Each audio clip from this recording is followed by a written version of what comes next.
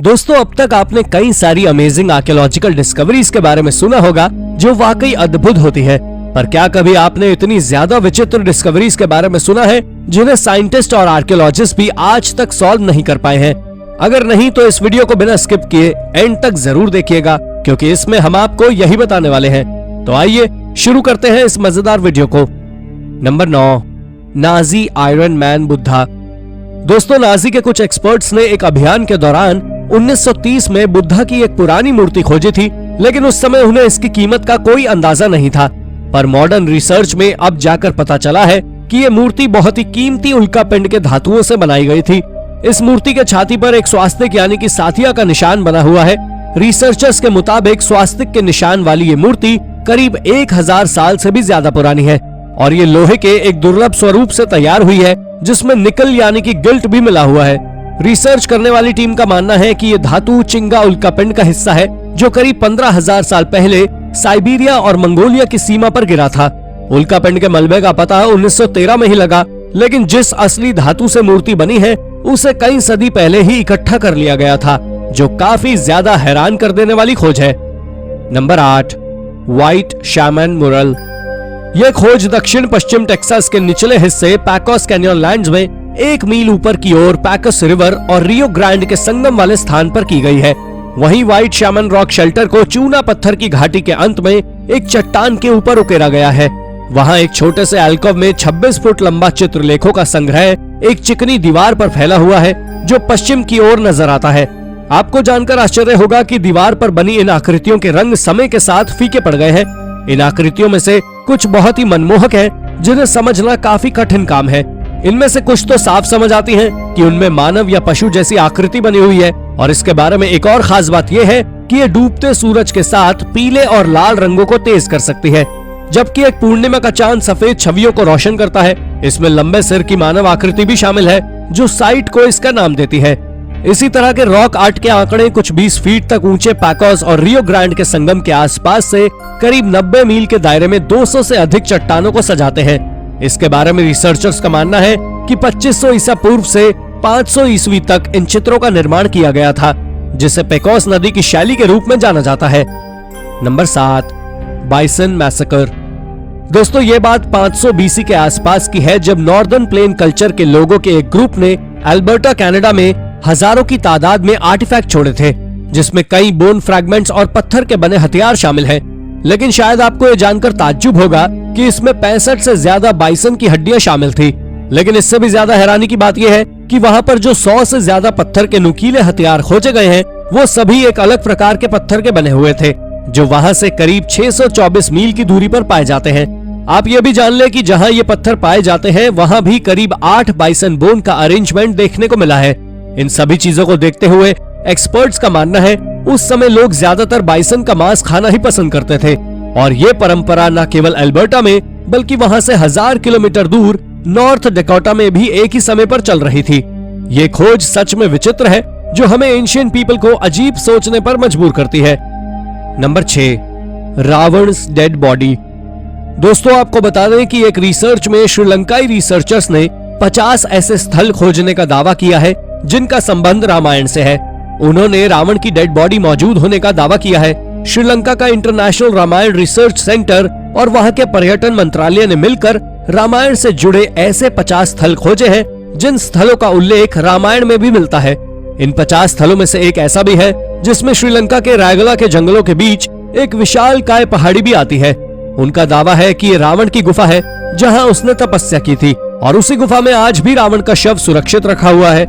रायगला के घने जंगलों और गुफाओं में कोई नहीं जाता है, क्योंकि वहां जंगली और खूंखार जानवर मौजूद है। रायगला के इलाके में रावण की यह गुफा करीब 8000 फुट की ऊंचाई पर स्थित है, जहां 17 फुट लंबे ताबूत में रावण की डेड बॉडी रखी हुई है। हालांकि ऐसा केवल दावा किया जाता है, लेकिन रहस्य का पर्दा आज भी ढका हुआ है। Number 5, Neanderthal stone circles. Neanderthal के बारे में तो आप में से ज्यादातर लोग जानते ही होंगे, लेकिन अभी भी साइंटिस्ट और आर्कियोलॉजिस्ट इनके बारे में कई खोज करने में लगे हुए हैं, जो इनके बारे में और ज्यादा सोचने को मजबूर करती है। आप जान लें कि निएंडरथल दुनिया के सबसे होशियार प्राचीन लोगों में से एक है, जिनके दिमाग में सारे आइडिया आते थे, और इसका खुलासा हाल ही में हुई एक डिस्कवरी में हुआ है। दरअसल आर्कियोलॉजिस्ट ने साल 1990 में साउथ वेस्टर्न फ्रांस में एक केव में कई सारे लेयर्ड रिंग स्ट्रक्चर्स खोजे थे, जिसके बारे में एक्सपर्ट्स का मानना है कि निएंडरथल ने इस साइट के साथ बहुत कुछ किया है। इन्होंने उस साइट पर स्टैलेग्माइट्स खोजे हैं जो बहुत ज्यादा विचित्र तरीके से असेंबल्ड है। आर्कियोलॉजिस्ट ने अपनी इस रिसर्च के दौरान बताया है कि ये स्ट्रक्चर्स ब्रोनिकल केव में करीब 1,76,000 साल पहले बनाए गए थे। लेकिन मिस्ट्री ये है कि आखिर निएंडरथल ने इन केव स्ट्रक्चर्स को क्यों बनाया। पर जो भी हो, ये बात इसको तो साबित करती है कि निएंडरथल हमारी सोच से भी ज्यादा इंटेलिजेंट थे। Number 4, ghost cavalry of Gondor. दोस्तों, साल 2002 में सेंट्रल फ्रांस में हुए हाईवे कंस्ट्रक्शन की खुदाई के दौरान वर्कर्स ने कुछ ऐसा खोजा जिसे देख सबका दिल दहल उठा। दरअसल उन्होंने वहां एक कब्र खोजी जो आयरन एज के दौरान की थी। अब आप सोच रहे होंगे कि आयरन एज की तो कई सारी कब्र आर्कियोलॉजिस्ट खोज चुके हैं, फिर इसमें क्या खास है? जी हाँ, इसमें एक खास बात यह है कि इस कब्र में लगभग 7 से ज्यादा स्केलेटन दफन थे, जिसमें 7 आदमियों के स्केलेटन के साथ साथ 8 घोड़ों के स्केलेटन भी दफन थे, जो कि एक सेल्टिक ट्राइब का हिस्सा थे और उन्हें गॉल्स नाम से जाना जाता था। ये 5th सेंचुरी बीसी में वेस्टर्न यूरोप में रहा करते थे। इन सभी स्केलेटन्स के सिर साउथ की ओर थे और उनके पैर ईस्ट की ओर थे। इसके साथ ही इनके हाथ एक दूसरे के चेस्ट पर रखे हुए थे। अब ये किसी रिचुअल के चलते हुए हुआ या किसी युद्ध के दौरान मारे गए सैनिकों के स्केलेटन थे, ये बात आज तक कोई नहीं पता कर पाया है। नंबर 3, मोरे। ये एक अजीब किस्म का स्ट्रक्चर है जो पेरू के मैरास विलेज के साउथ ईस्टर्न पार्ट में बना हुआ है, जो किसी कटोरे के समान बना हुआ स्ट्रक्चर है जिसमें एक पर्याप्त ऊंचाई पर एक पर्याप्त टेरेस है और ऐसे ही ये पूरा स्ट्रक्चर बना हुआ है। दूसरे शब्दों में ये एक चारों ओर से सीढ़ियों से घिरा हुआ घेरा है जिसका बेस पूरी तरह गोल है। इसका डायमीटर करीब 600 फीट के आसपास है और यह करीब 98 फीट से भी ज्यादा गहरा है, जिसे आज मोरे नाम से जाना जाता है। आपको जानकर आश्चर्य होगा कि यह दुनिया में इकलौती ऐसी प्राचीन साइट है जो करीब सी लेवल से 11,500 फीट की ऊंचाई पर है। इसे इनका साम्राज्य के द्वारा बनाया गया था, लेकिन इसके बनाने का कारण आज तक मिस्ट्री है। एक्सपर्ट्स का मानना है कि ये एक तरह का इरिगेशन सिस्टम है जिसे एंशिएंट सिविलाइजेशन उपयोग किया करते थे। आपको बता दें कि इसकी हर सीढ़ी पर तापमान अलग अलग होता है। ये वाकई एक बहुत अमेजिंग एंशिएंट टेक्नोलॉजी है। Number 2, rare statue of an elite woman. दोस्तों, ये खोज मेक्सिको के गल्फ कोस्ट के पास एक सिट्रस ग्रोव को खोदने के दौरान की गई थी। दरअसल साल 2021 में एक फार्मर्स का ग्रुप जब इस जगह क्यारी की खुदाई कर रहे थे, तब उन्हें बड़ी बड़ी आंखों वाला एक फीमेल का 6 फीट लंबा स्टैचू मिला। ये इस किस्म का पहला स्ट्रक्चर है जिसे हुएस्टेका रीजन में खोजा गया है। हालांकि इस बात का अब तक कोई सबूत नहीं है कि ये स्टैचू आखिर किसका है। क्या ये किसी भगवान का है या फिर किसी एलीट वुमन का? इस बात का खुलासा तो अब तक नहीं हुआ है, लेकिन इसमें कुछ ऐसी चीजें जरूर मिली हैं जो इसके एलीट होने का संकेत देती है। Number 1, Cairo session. ये एक प्री हिस्टोरिक साइट है जो कि पेरू के नॉर्दर्न कोस्टल रीजन में आती है। यहाँ चास्मा सेकिम नाम की एक सभ्यता 2400 बीसी के दौरान रहा करती थी, जिसका कैपिटल कैरो सेशन था।